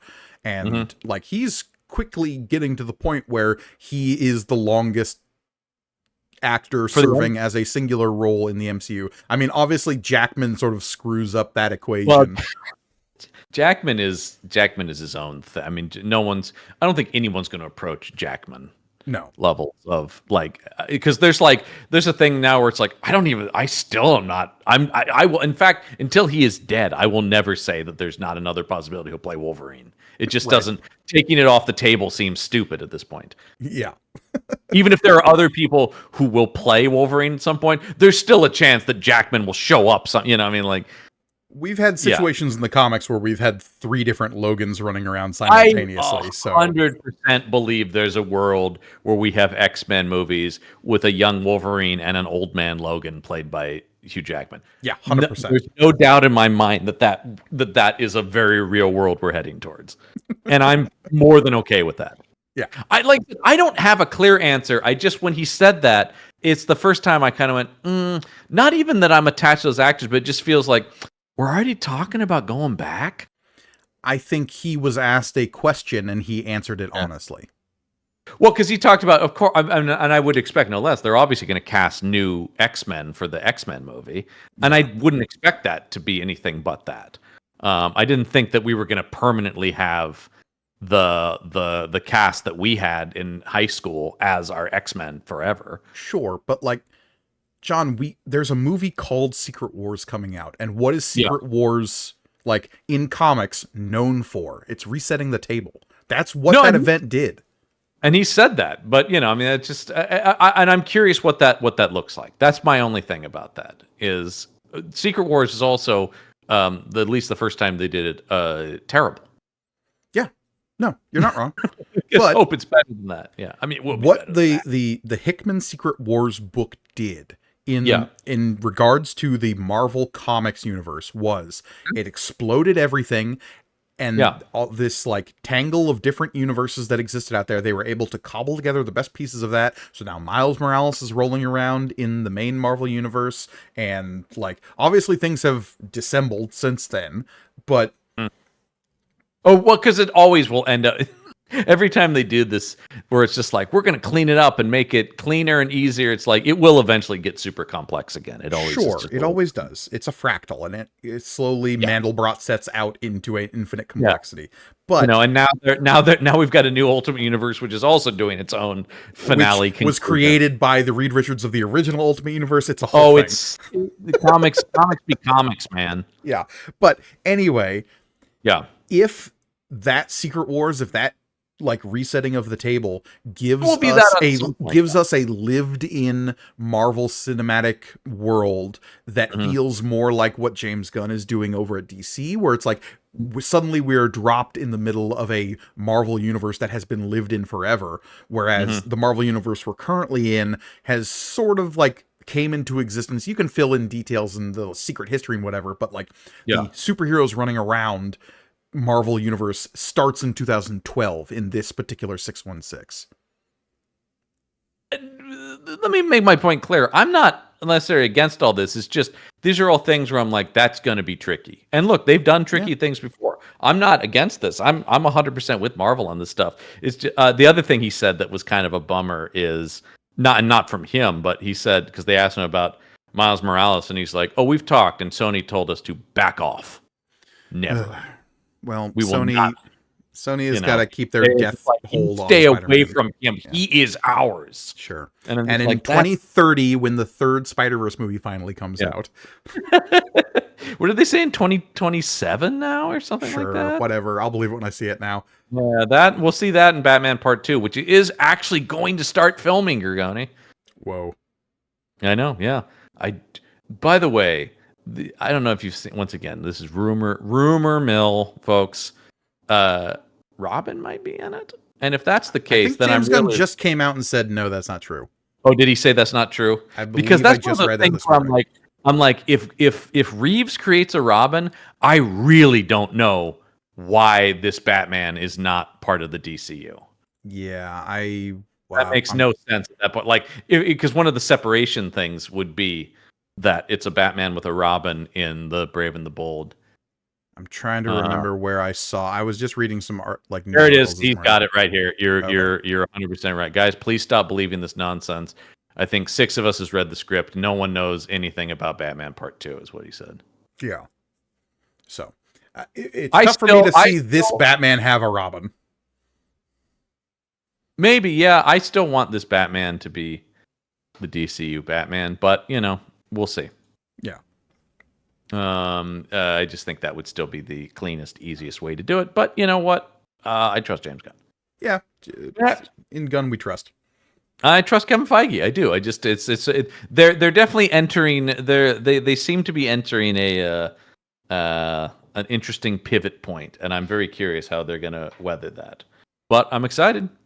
I mean, I'm certainly excited for the Spider-Man movie, and I'm getting a Punisher special, which just finished filming, which I can't wait for. I love the idea of him just like finishing filming that Punisher special and just not changing his costume and walking next door to the set at Spider-Man. That seems like what has happened. I also I saw a thing where they said, they're like, well, obviously he'll be toned down a little bit for the Spider-Man movie. And then they came out with a second statement that was like, no, he's still a murderous psycho though. It's just, we won't actively see him like jamming a knife into somebody's eye. Right. They're like, it's a PG-13. We're not like changing the character, because people were like, what do you mean he's gonna be toned down? Like, no, he's still the character. It's just he exists in a PG-13 movie now. The camera will adjust itself so that we see the knife coming down but not enter the eye socket. Yeah, no, exactly right. Yeah, that's the thing. It's just like, what he's doing will not be as graphic, but he is still a murderer. Will he walk away from a building still coated in blood? Probably. Oh, absolutely. And I mean, look, I can't wait to see that, because of course we love Spider-Man Punisher. Will we see any arterial spray actively happening in a Spider-Man movie? Probably not. No, and I wouldn't expect it. I mean, the comics are like that too. Punisher rolls into other comics that aren't, gritty and gore drenched. Yeah. Same thing with Deadpool. I mean, Deadpool can, although everything I've heard is they're like, you know what? The Ryan Reynolds business is not a good business right now, so we're not saying anything about making more Deadpool. Really? Why is that? Because of his wife's lawsuit and him getting involved in it, and he's sort of persona non grata in Hollywood at the moment. I have not heard anything about this, and I'm probably happier for it. Yeah, you are. There's a distinct "fuck that guy" attitude amongst a lot of the public these days now. Oh, all right. Well, shows you how much I pay attention to the paparazzi.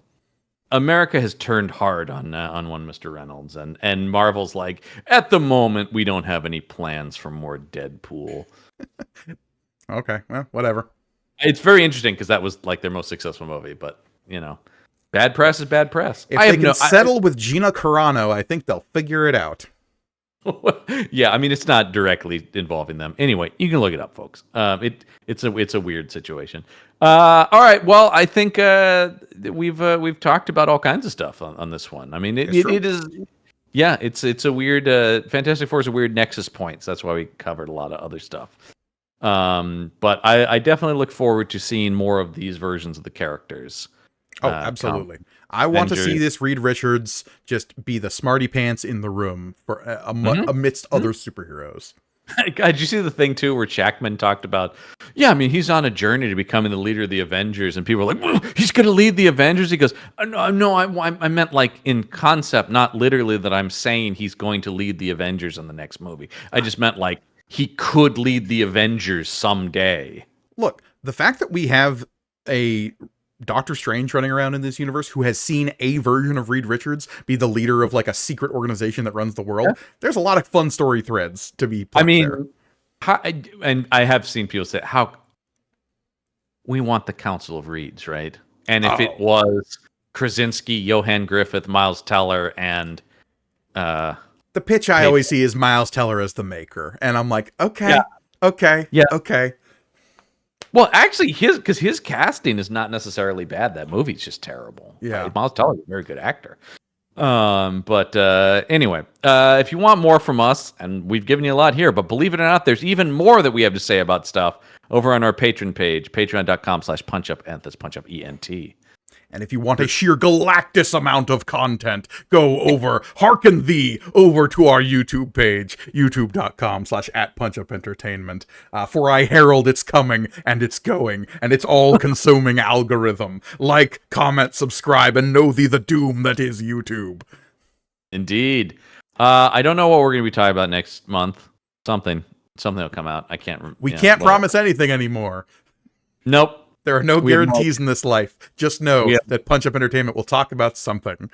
We'll talk about something, but I'm not quite sure. But I will say, you're going to want to make sure you check out this channel next week for our king-size 100th episode of May the Panel Be With You, our Star Wars podcast. 100 episodes we've done of it, and it's a epic 100th episode that we're doing. We're talking about every single annual published by the original Marvel Star Wars comics run. And there is just a whole lot of Star Wars happening there. And some stuff that's probably shouldn't be qualified as Star Wars, but we're going to talk about it anyway.